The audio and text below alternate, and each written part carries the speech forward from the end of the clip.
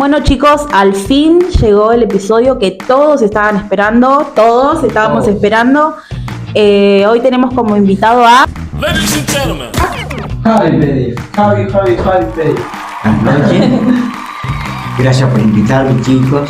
Gracias por tenerme en cuenta, ¿no? Para que veo que tienen dudas y quieren hacer preguntas. Bueno, yo represento a lo que es la iglesia tradicional.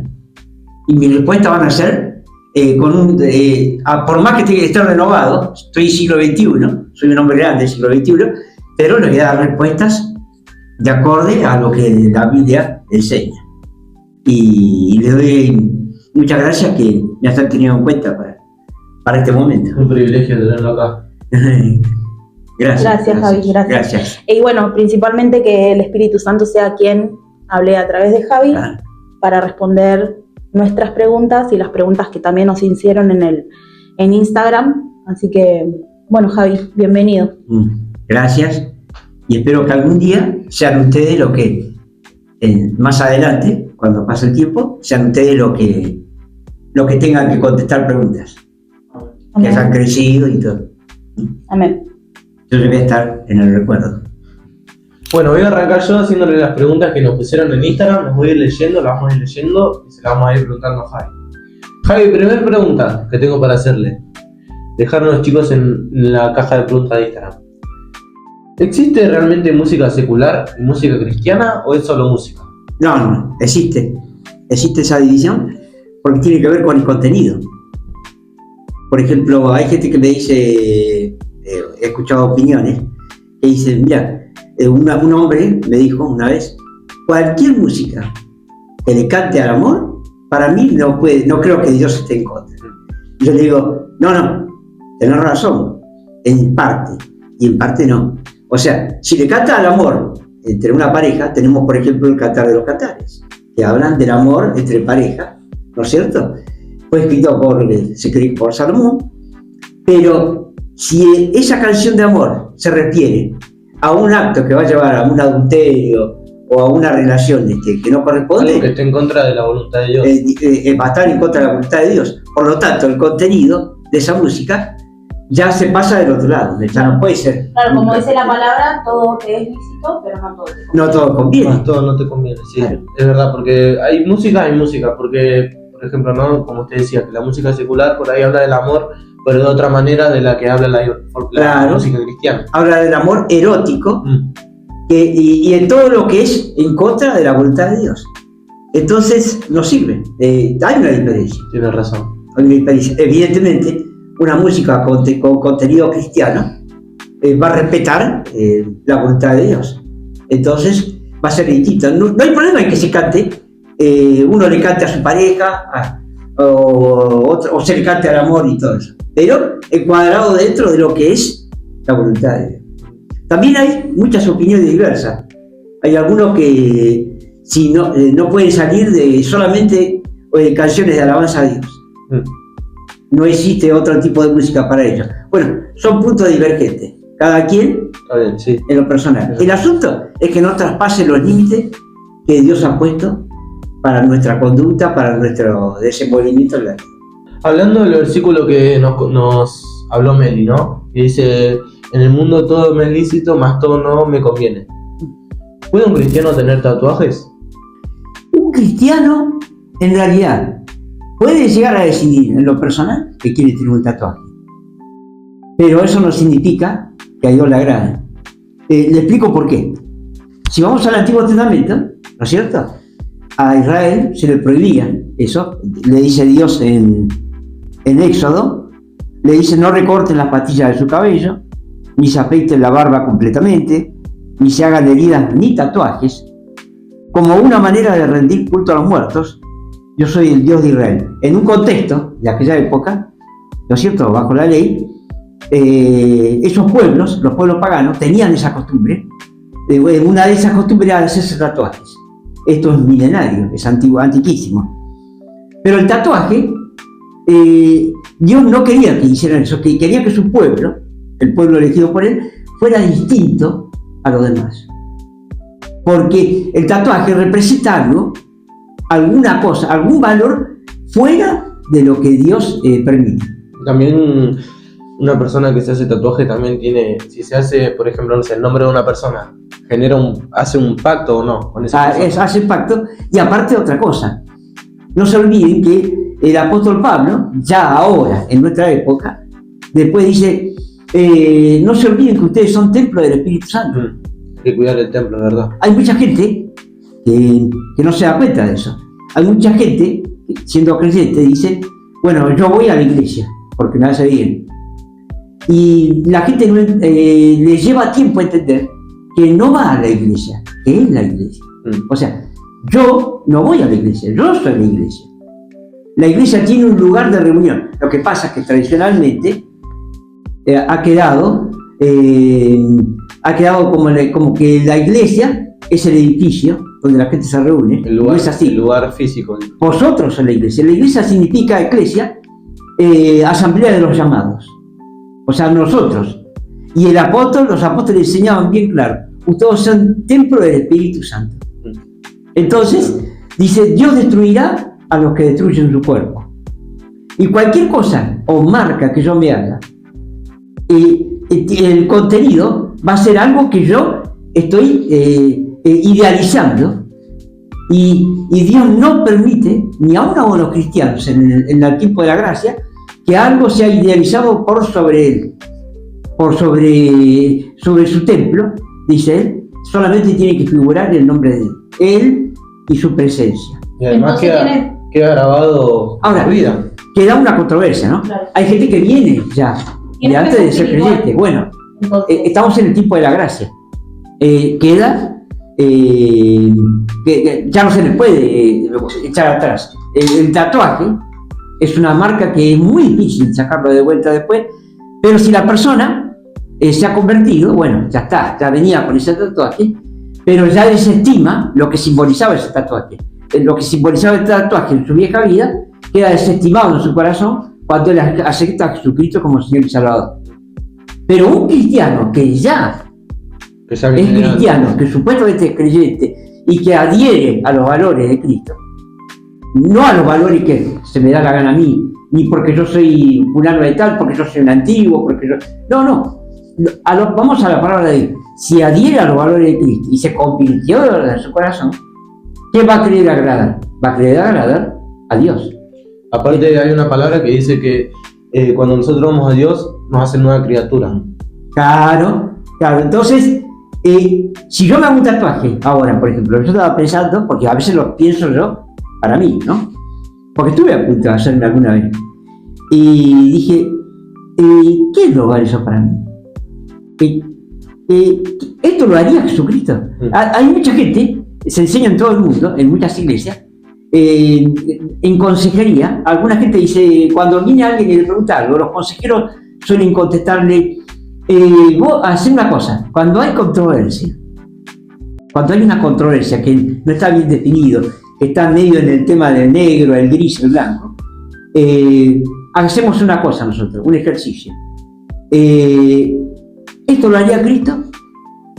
¿Lo haría Cristo? Entonces, si yo soy de Cristo, yo tengo que hacer lo que Cristo haría. Por eso el apóstol Pablo dice, andad en el mundo, ¿no es cierto? Que andemos en el mundo tal cual él anduvo. Y si yo quiero seguir los pasos de andar como él anduvo, evidentemente no voy a hacer cosas que él no haría. Si no, creo en Cristo, pero hay algo que no está bien claro en mi vida. Hay un hueco en mi corazón que ocupa un espacio que le corresponde a Dios. Entonces hay algo, porque ese tatuaje está expresando algo. Y hablando de un poco de expresión y cultura también, ¿no? La gente que viene con vestimenta a la iglesia, que por ahí no es acorde al lugar, ¿no? Hay gente que viene de traje, saco y corbata, y hay otras personas que por ahí no tienen la posibilidad o no les gusta y vienen de otra manera vestidos, como por ejemplo, no sé, un conjunto deportivo o algo así. ¿Qué pasa con eso? No, eso no es el problema. En realidad, hubo épocas viejas, ¿no es cierto? Yo vengo de esa época, yo voy a tener casi 70 años, en que se usaba, socialmente era aceptado el saco y corbata. Era el tipo de vestimenta que se usaba. Pero en realidad la Biblia, lo que le pide el apóstol Pablo, no especifica una vestimenta, lo que especifica es que quiere que sea decoroso, que no sea provocativo ni nada de eso. Si es decoroso y si es bien llevado, no hay problema con eso. No hay problema. Hay gente que se queda encasillado. Solemos encontrar en algunos lugares donde se reúne gente que se juntan determinadas personas de la forma en que piensan. Pero no es necesario que juzguen a otro por la forma de vestimenta, mientras la vestimenta del otro sea decorosa, elegante, bien decorosa, bien cuidado, no hay problema. Además dice que Dios mira el corazón. Claro. No la persona. Ahora, evidentemente, hay mensajes que puede traer una ropa moderna, que si es decorosa y trae un mensaje que no es inocuo, no es, expresa una alegría, expresa. Pero hay vestimentas modernas que vienen con símbolos, por ejemplo, que no son acordes a Dios. Por ejemplo, tenemos un caso, les doy un ejemplo. Yo era muy fanático en mi juventud, hace unos años, de Mick Jagger, de los Rolling Stones. Pero Mick Jagger es manifiestamente contrario a los valores de Dios y a la iglesia. Incluso una vez vi una revista donde él recibía los atributos de un sacerdote satánico. Entonces, y él saca la lengua en una forma de burla que es un poco diabólica. Vio que el símbolo de la lengua él lo usaba mucho. Entonces, cuando yo me di cuenta de eso y empecé a vivir mi vida cristiana y me di cuenta que esos valores no iban, lo deseché, lo dejé de lado. Es un ejemplo que les doy. Sí. Cada quien puede tener distintas influencias. Yo admiraba mucho a veces. Por ejemplo, me admiraba mucho y me gusta mucho la música de los Beatles, sabiendo que John Lennon, el líder, era manifiestamente contrario a todo lo que sea iglesia. Despreciaba todo lo que sea iglesia y despreciaba todo lo que sea señorío. Y Señor Cristo, imposible. Entonces, evidentemente, yo no puedo escribir a esos valores si soy de Cristo. Ahora, si no soy de Cristo, bueno, soy de otro, soy del mundo, bueno, es lógico que voy a escribir. Pero si yo soy de Cristo, de verdad, ¿cuál es la convicción que yo tengo? ¿Qué es lo que yo declaro en mi vida? ¿Cómo lo quiero yo vivir? Entonces, si yo digo que soy cristiano, ¿y qué es un cristiano? Un seguidor de Cristo. Entonces, evidentemente voy a hacer lo que le agrade a él. Volvemos al punto anterior. Es alguien que lo quiere reflejar a Cristo. Claro. Entonces, lo que no va, lo dejé. Ahora, el problema de la ropa no es mientras sea decorosa y no tenga mensajes que sean contrarios, porque ustedes mismos en su vida común, tienen ideas. Bueno, a mí me gusta fulano de tal. No vas a llevar una ropa que sea contra de fulano de tal, sino que van a decir, pero vos, ¿qué tenemos? La mente dividida. No tenemos el corazón dividido. O somos o no somos. Jesucristo decía, el que conmigo no recoge, desparrama. Así de sencillo. Bueno, Javi, vamos a hablar un poco de las luchas personales y nos estuvieron llegando algunas preguntas, pero una de ellas fue, ¿qué pasa si voy a la iglesia y no puedo dejar el cigarrillo?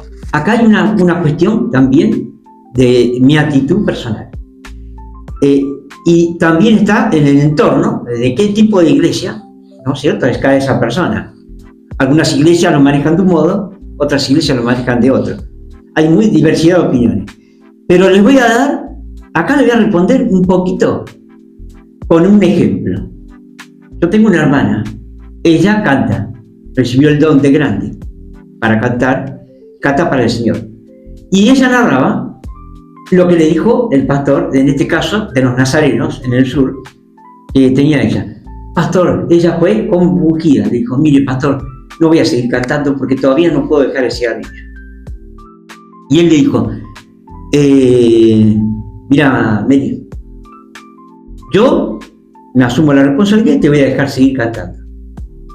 Yo te voy a enseñar algo. Vos seguís cantando seguí poniendo ante Dios esa aflicción que vos tenés y vos expresarle a Él lo que vos sentís, que te cuesta dejarlo y todo, y el Espíritu Santo te va a ir trabajando en tu corazón y en algún momento lo vas a dejar. Vos confía en Dios, yo te dejo seguir cantando y vas a ver que eso va a suceder.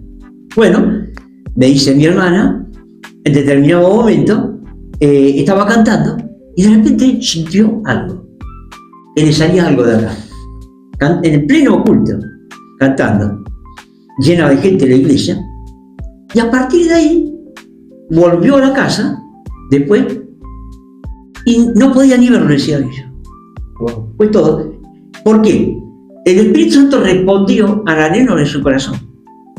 Ahora, si yo tengo en mi corazón una actitud que es un poquito de rebelión, no, ¿qué interesa si yo pongo? A mí no me interesa esto, no me interesa aquello, no. Yo hago lo que yo quiero. Entonces, esa persona nunca se va a poder sanar de eso. Así que esta respuesta sería, depende de tu actitud. Si vos querés vencerlo, lo vas a vencer. Dios te va a ayudar a vencerlo. Pero si vos tomás una actitud de que, bueno, no, a mí no me interesa eso. No me interesa que nadie me critique, no me interesa. Para mí es un descanso todo. Entonces quiere decir que vos de actitud, imposible que recibas una sanidad, imposible que puedas dejar un vicio. Claro, con las luchas de uno no claro. Si vos luchás, quiere decir que vos tenés la intención de dejarlo. Pero si no luchás y tomás una actitud de pasividad o de contra de eso, nunca vas a poder soportarlo. Además, con nuestra fuerza es casi imposible porque... Claro, nadie puede trabajar con su fuerza. Por eso es que cuando el Señor creemos en Jesucristo como Señor y Salvador, recibimos el don del Espíritu Santo. Recibimos una nueva naturaleza, la naturaleza de Cristo, la naturaleza de Cristo. Entonces, tenemos una ayuda. Dice en la Biblia que Dios nunca nos va a dejar que seamos tentados más allá de lo que podamos resistir. O sea, que nunca dejará significa que Él va a hacer algo. Pero también depende de nuestra actitud. No podemos dejar algo con nuestra fuerza, digamos. Tenemos que entregarle eso a Dios. Pero si yo tengo la actitud de que no lo voy a dejar porque a mí me gusta, porque me siento mejor, bueno. Es cosa tuya. Dios te da la herramienta, pero vos tenés que poner la actitud. Claro. Entonces, ¿eso te aleja de Dios? No. Si vos no tenés una actitud que seguir luchando y vas a los pies de Dios esperando que Él te ayude a dejarlo, no te aleja de Dios. Entonces no te hace... Se aleja de Dios el que toma la actitud de alejarse de Dios. No el que se aleja de Dios porque está luchando con algo. Porque Dios lo va a luchar, lo va a ayudar.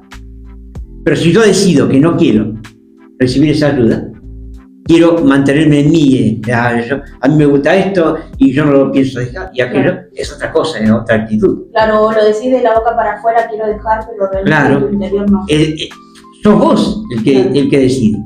Es una respuesta que va apuntando hacia la actitud de la persona. ¿Qué es lo que vos querés? ¿Querés vencerlo o no querés vencerlo? Bueno, cada respuesta sabemos que no es para juzgar a nadie, sino que... Claro, no. Para realmente que entreguen sus cargas a Él y pueda transformar su vida, ¿no? Claro. Que entreguen ese vicio, cualquier vicio que tengan. Claro. La persona que dejó de luchar es como un enfermo de cáncer. El enfermo que lucha, dura mucho más e inclusive favorece el tratamiento del médico, porque lucha. Una vez que el hombre se entregó, ya no hay tratamiento médico que valga. Y ya se entregó. Todo va en tu actitud. Si todo va en tu actitud.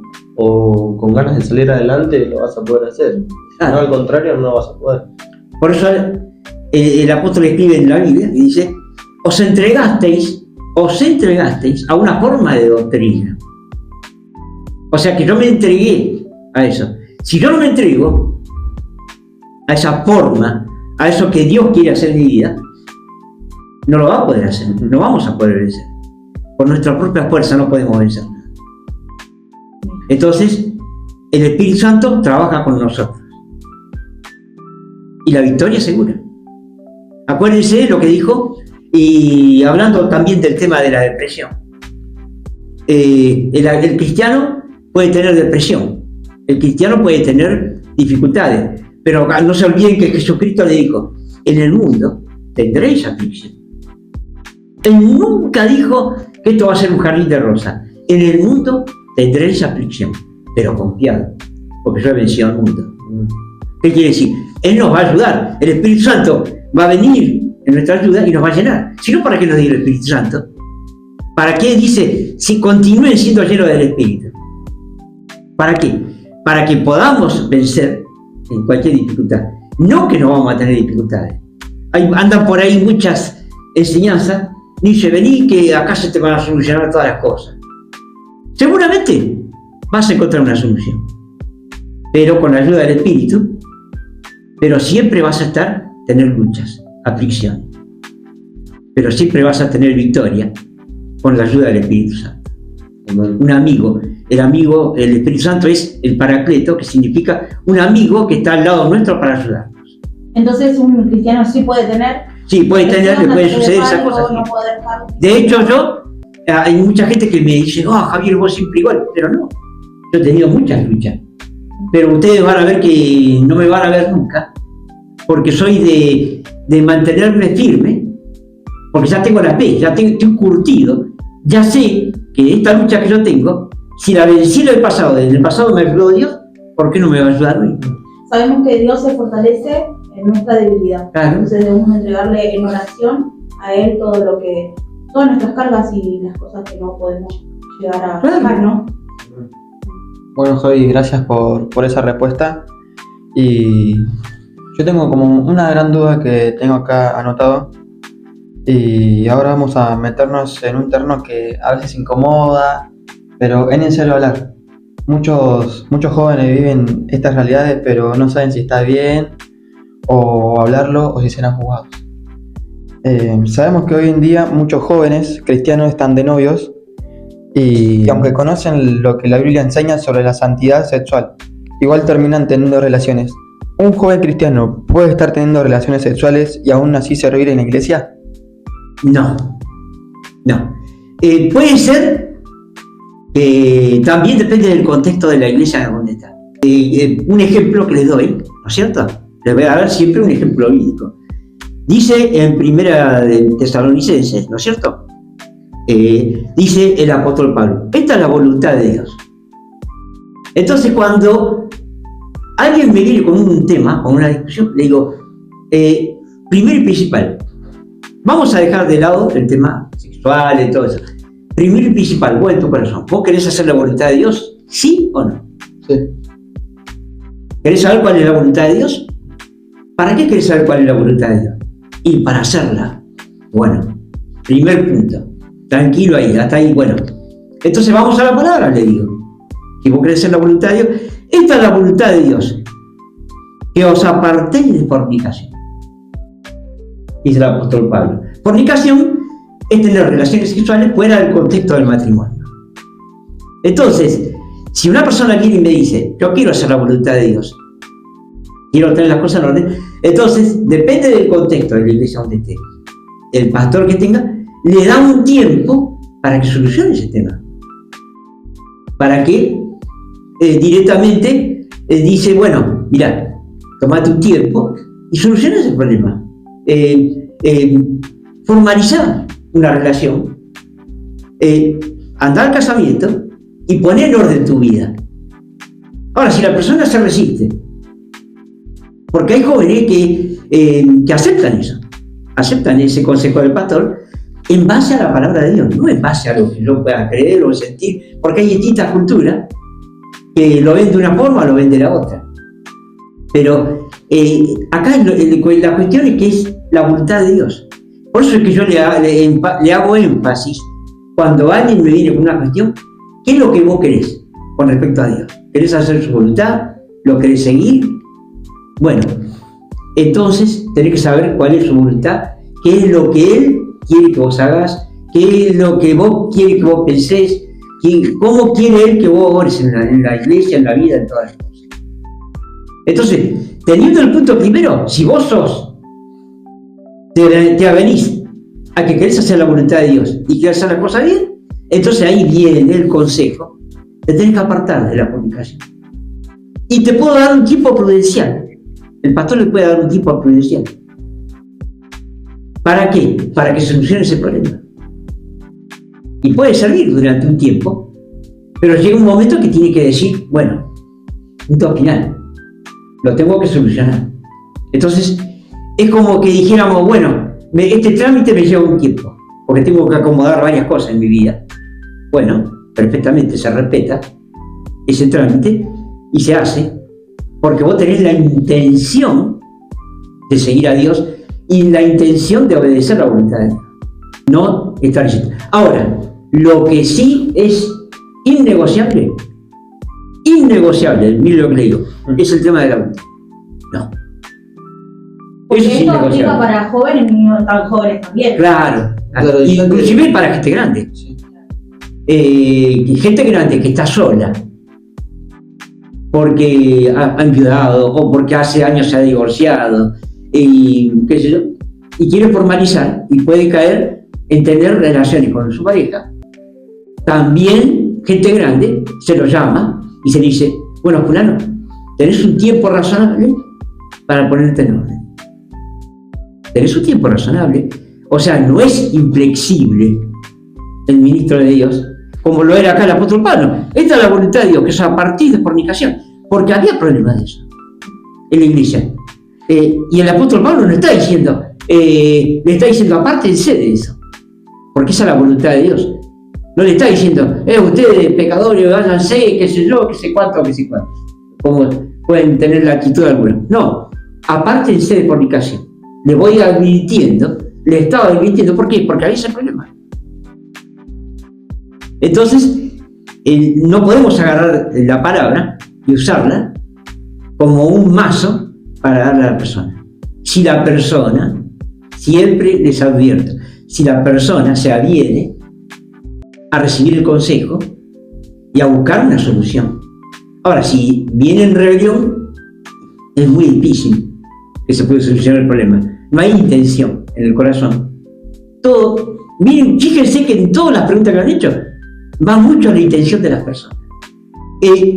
Tenemos que ser lo que decimos que somos. Entre los jóvenes, en el tiempo moderno, lo empecé a usar yo también, se habla mucho de la careta o los fantasmas en la iglesia. La gente que vive una vida aparentemente de creyente y vive otra vida en la parte, en algunos círculos la gente del mundo le suele decir que son fantasmas. Ustedes imagínense, ¿ustedes quieren vivir una vida de fantasma? No, y yo tampoco. Entonces, si yo digo que soy tal cosa, pero en mi vida privada obro de una forma contraria, en el lugar donde estoy ejerciendo esa profesión que yo digo que quiero seguir y que yo quiero tener, ¿qué soy? Un fantasma.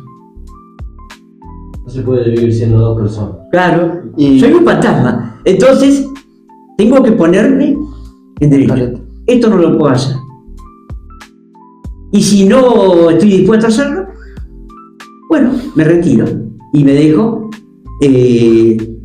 hasta que pueda solucionar el problema. Tiene que nacer de uno también. Y el ministro le va a dar un tiempo razonable. Y Javi, ya que estamos hablando de la voluntad de Dios, hay otra pregunta.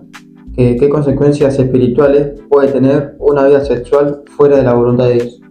Bueno, primero, ahí ya lo dijiste de entrada. La respuesta está en esa palabra. No es la voluntad de Dios. Entonces, si no es la voluntad de Dios, es pecado y trae consecuencias espirituales, porque la desobediencia es el primer pecado de Satanás. La desobediencia y la rebelión es el primer pecado de Satanás. El padre de rebelión, el padre de mentira, es Satanás. Si yo mantengo una actitud rebelde, ¿a quién hago mi padre? Yo puedo elegir padre acá.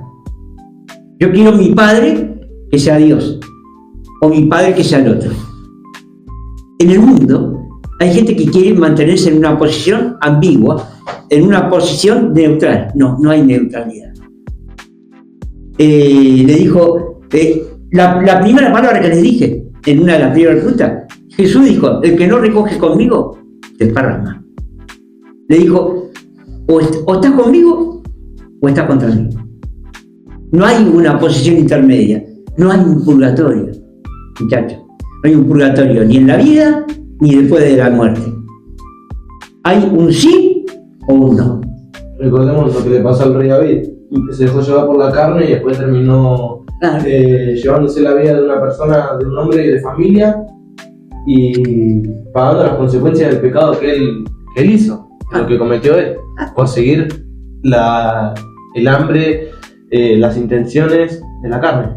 Claro. Eso es lo que lo perjudicó. Y aparte, produce un efecto también en tu personalidad.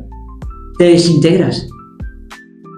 Porque vos decís que sos tal cosa, tal persona, que sos creyente, que sos aquello, que sos lo otro, pero no lo vivís. Entonces tenés la mente dividida. Y eso es esquizofrenia espiritual. Se desintegra tu personalidad. Yo prefiero una persona que me diga cara de perro, mira, yo esto no lo puedo vivir, me voy para el otro lado. Por eso que Jesús le dice, ojalá fuera frío o caliente. Le dice a la iglesia, en el Apocalipsis le dice, ojalá fuera frío o caliente, no puede ser tibio. Si sos tibio, Dios te vomita de su boca. Prefiero a Dios que le digas, no, yo me voy a mantener en el calor, estar caliente en el servicio, o no, me voy a mantener en el frío, pero no voy a ser careta. El tibio es careta. Yo no quiero ser careta. Yo le preguntaría a ustedes quieren serlo? Entonces es preferible, si andamos en verdad en la vida, si andamos en verdad, sea que del lado equivocado o sea del lado correcto, pero que andemos no disimulando. Si vas, hay una forma que yo lo digo, a veces, es un poco chocante a veces, digo, si vas a ser malo, sé malo al aire libre, no malo por lo oculto.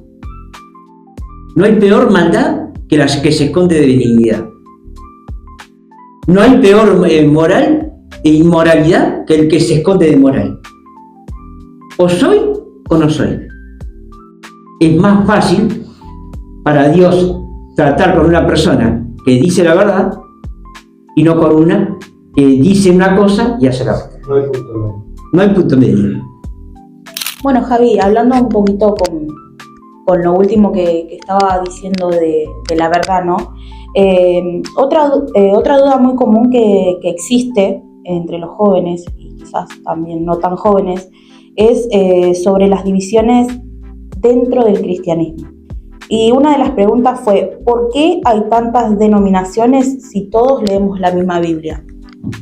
Bueno, hay una cosa que es fundamental. La palabra denominaciones y la palabra sectas son dos cosas distintas, ¿no?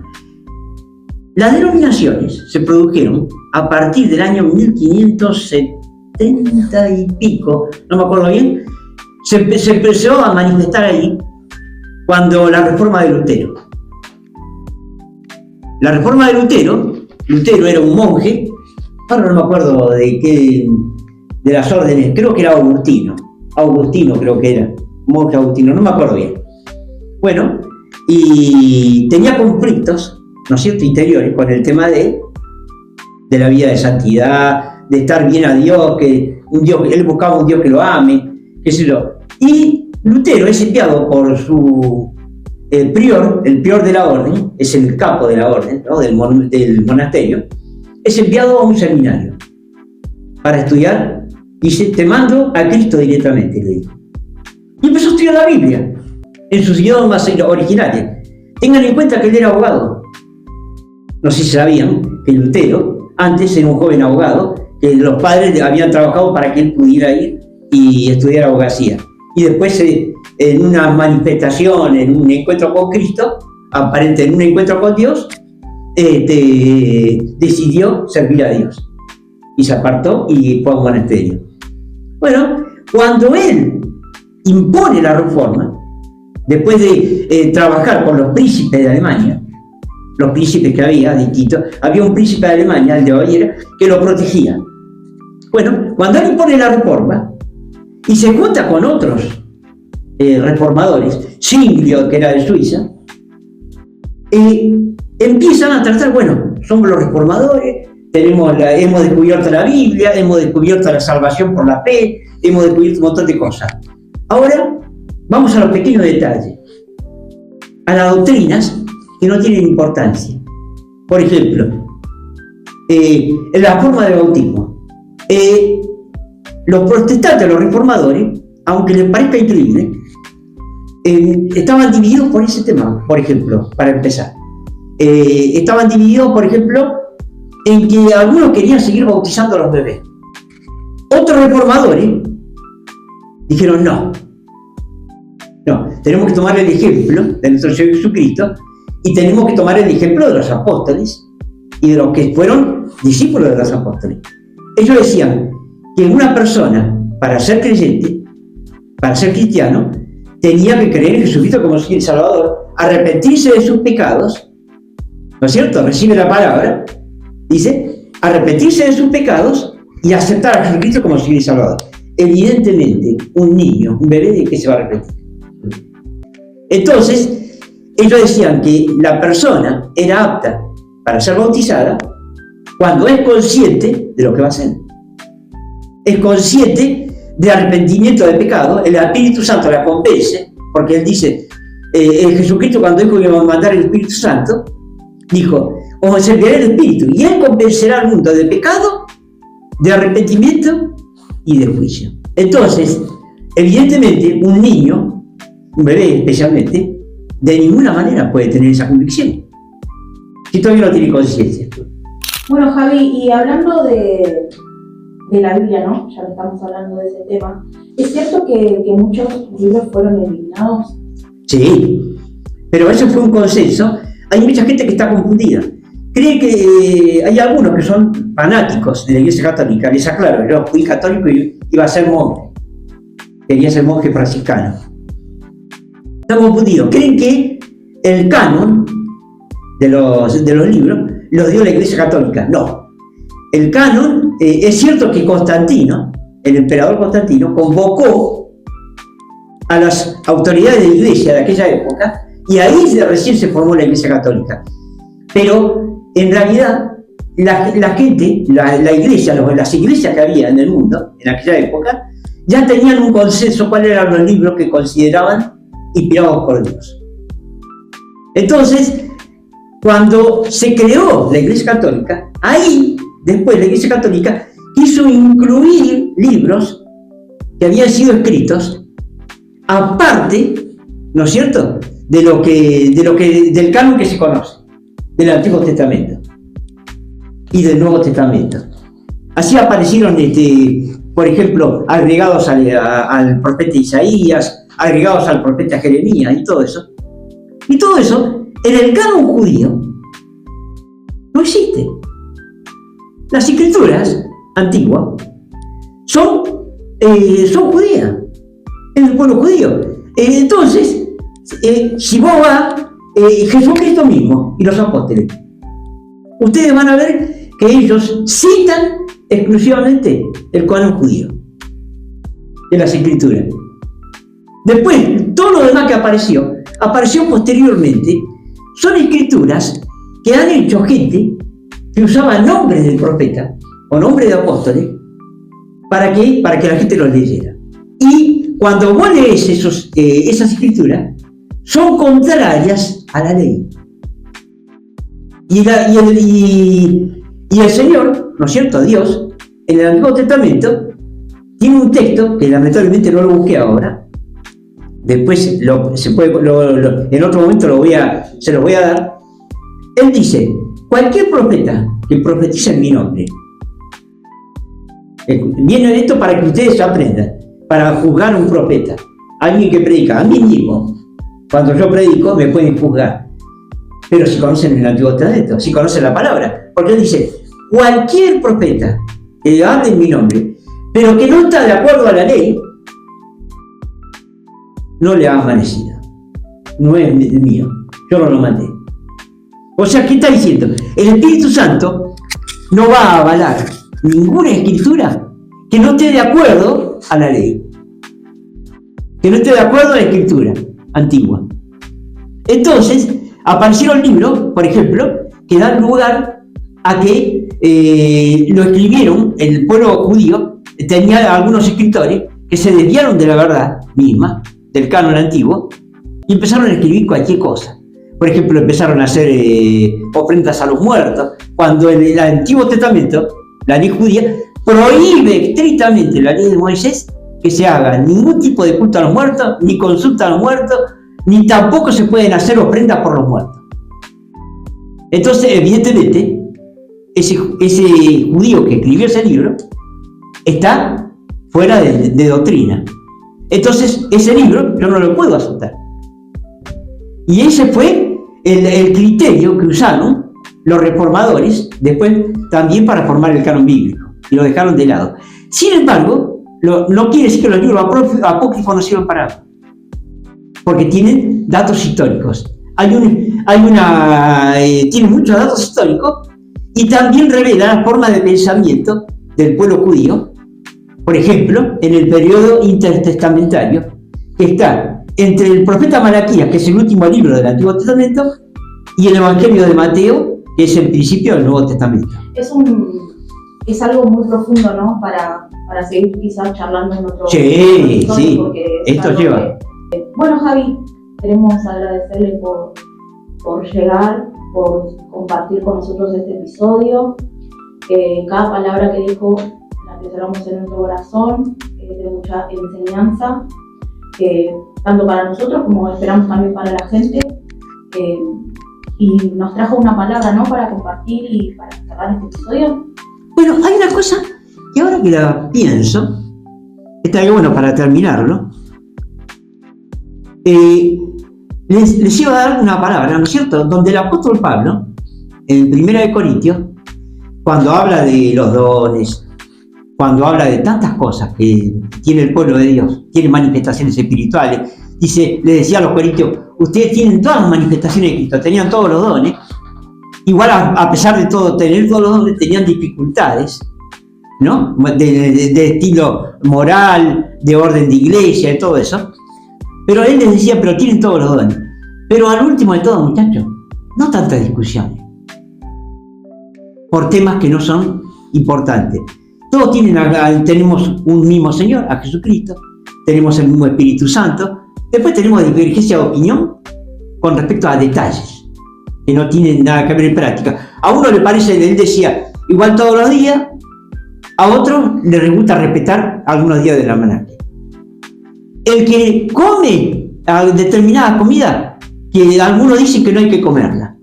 Miren, Dios en Cristo santificó todo, le dijo. Miren, el que no come, para el Señor no come. Y el que come, para el Señor come. O sea que el que come de todo, no juzgue al que no come nada.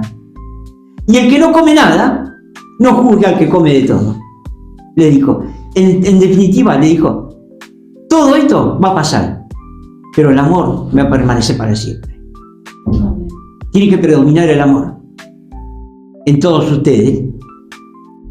Eso sí, lo importante es que la doctrina básica bíblica, que es inamovible, en que estamos de acuerdo todas las denominaciones, es que Cristo fue a la cruz del Calvario por nuestros pecados, murió y al tercer día resucitó de los muertos y resucitó para nuestra justificación.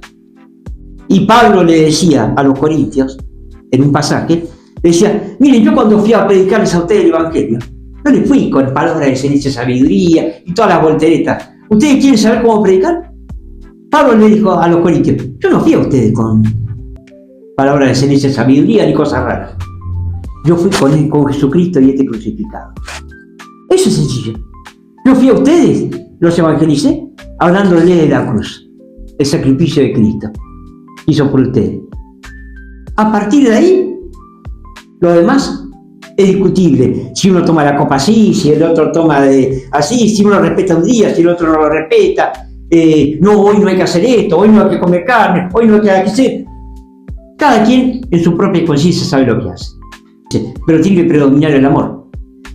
Puede ser que una persona que ha estado habituada a los ídolos, dicen, que ha vivido en templos de ídolos, como gente que ha vivido, por ejemplo, en templos de Umbanda, todo, me ve a mí que voy a comer a un lugar donde hay de eso, comiendo algo que está de ahí. Y esa persona se va a dañar psicológicamente y se va a debilitar en su fe. Este tema que estamos hablando ahora va muy en relación a lo que estábamos hablando al principio del versículo que compartió Melina, que está en 1 Corintios 23, que dice, todo me es lícito, pero no todo me conviene. Claro. ¿No? Claro. Son decisiones que uno va tomando, por ahí Dios te va a dar las herramientas, pero vos las tenés que saber usar. Y las tenés que poner en obra. Claro.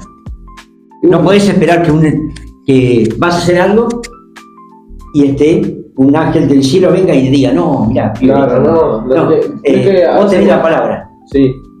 Entonces, pedís a Dios sabiduría, como dice, que leyó ahí Melina, le pedís a Dios sabiduría en la palabra, y entonces Él te va a indicar cómo tenés que moverte. Él te da las instrucciones, claro, tenés que poner. porque hay gente que está esperando que baje un ángel y le diga, no, pibe, no, esto no se hace, así no va. No, y Dios le dice no. Hay momentos que Dios hace silencio, porque dice, no es que hace silencio, si ya te hablé. Espera que lo haga. Ahí lo tenés, tenés que hacerlo. Sí. Bueno, muchísimas gracias, la verdad que quedaron dudas detrás de cámara también, pero esperamos volver a tenerlo de nuevo. Seguramente vamos a hacer un segundo episodio, vamos a poner de nuevo la caja de preguntas en Instagram y para que puedan ustedes hacer las preguntas que por ahí quedaron pendientes.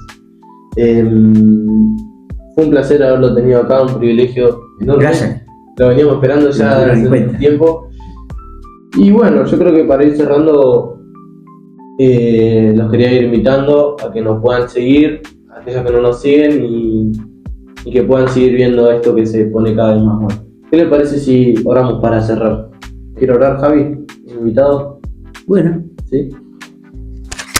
Bueno, querido Padre Celestial, Señor, te damos las gracias por estos momentos que hemos compartido acá, Señor, con los jóvenes. Gracias, Padre, porque hemos intentado, de acuerdo, Señor, a lo que vos nos has enseñado por medio de tu palabra, aclarar algunos puntos, Dios mío, pero en definitiva, Señor, queremos que predomine el amor entre nosotros y entre otros hermanos que puedan pensar distinto. Y nos sometemos, Señor, a tu palabra, nos sometemos a tu presencia, nos sometemos todos a los pies de la cruz, querido Padre Celestial. Creyendo que hacemos con nuestra limpia conciencia lo mejor que podemos, lo mejor que creemos haber interpretado, Señor, y intentamos vivirlo, querido Padre Celestial. Sabemos que vos nos vas a ayudar en todo momento y que aunque haya aflicciones, Señor, vos dijiste que vos visitas al mundo y nos vas a sacar victoriosos de las aflicciones que vengan en la vida. No se olviden de activar la campanita y cualquier duda, pregunta que quizás no les haya quedado claro quizás o tengan otra pregunta, nos pueden seguir en Instagram, que va a estar acá. Nos preguntan y van a ser respondidas en un nuevo episodio. Muchas gracias por vernos. Chao. Muchas gracias. Chao. Chao.